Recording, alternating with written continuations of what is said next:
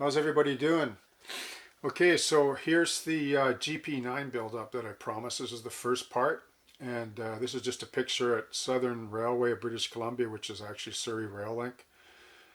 This picture was late 90s, early 2000s, so the signs now says Surrey Rail Link, which used to be BC Hydro. But anyway, so here's a lot of the roster here, and 122 GP9 is right back here.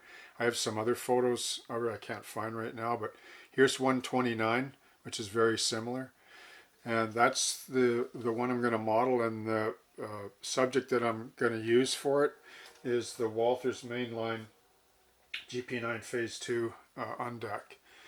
Now originally I wanted to get a non-dynamic, but they were not available, so I picked up this one. I thought it was a non-dynamic, but anyway, I'm just going to cut this out and then just add in a simple non-dynamic hatch there, or blister.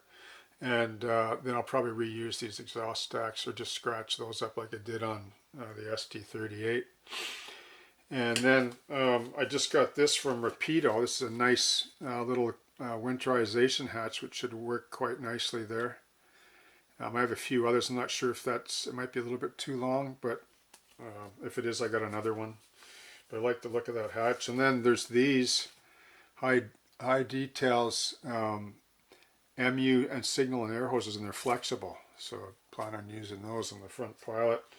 And then of course there's all the other details. There's like A-line wipers. It's all out there. You can turn this thing into a real show winner if you really want to put the time into it. I mean, even the detail on the locks, the hinges, the louvers is all as good as it gets. All the intakes here, the fans, they all look pretty good. The checker plate's as good as any model out there. Plus the steps are also perforated, so there's no need for photo etch there. The front pilot's nice and scale thin. I was really impressed with that. Yeah, so this is a really, really great starter canvas for scratch builders and kit bashers if you want to do a nice GP9. And this is going to be a perfect specimen for the project that I aim to do. So anyway, yeah, looking forward to that. Like in terms of running, it runs pretty good. I've been breaking it in under DC mode. I like to do that first with the locomotives, is run them in really good before I install the decoders. And for this particular model, in terms of decoder, is going to be a Lock Sound version 5, which is I ordered from Motown Models.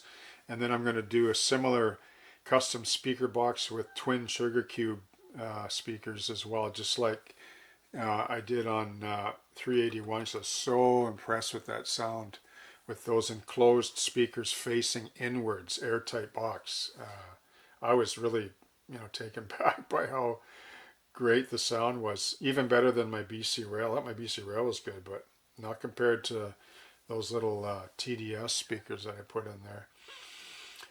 Anyway, yeah, so that's the first part, and looking forward to getting on with the project and giving you some further updates down the road here, coupled with some other scenery updates as well. Okay, thanks a lot and have a great day.